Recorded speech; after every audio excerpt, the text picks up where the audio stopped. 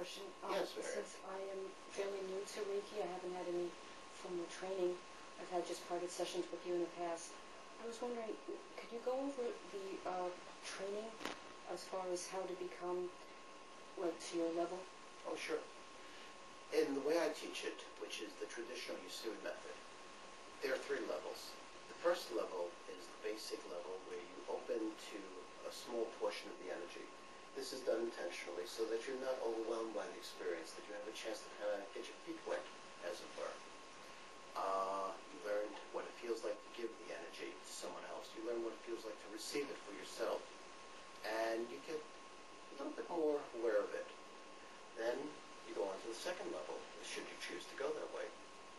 On the second level, you're open to a higher level energy, which allows you to work more effectively and more significantly to work not only in person, but at a distance.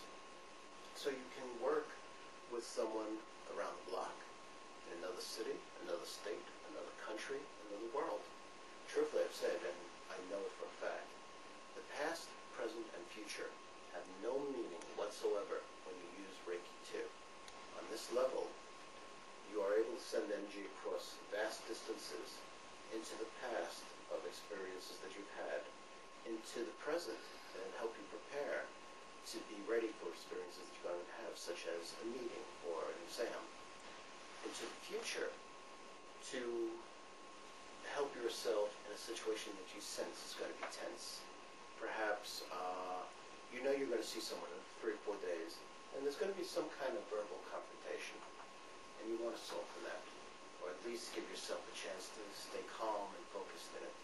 Sending Reiki to that situation will help tremendously.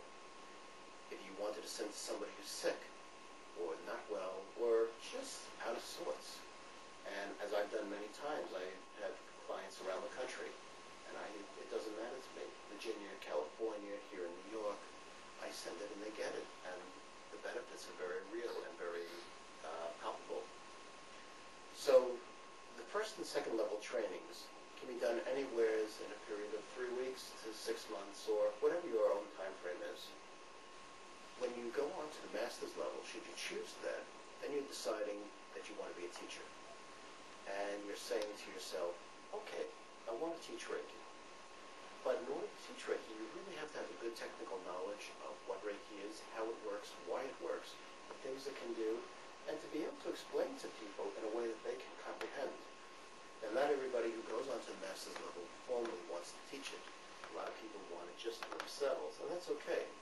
But it's a more intensive training to go on to the master's level.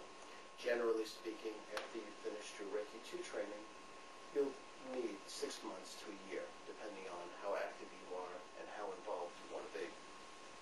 So these are the 3 basic levels. And the unique thing about Reiki is, even though you hold the title of Reiki Master, the truth of the matter is you're only a master in training, just as I am.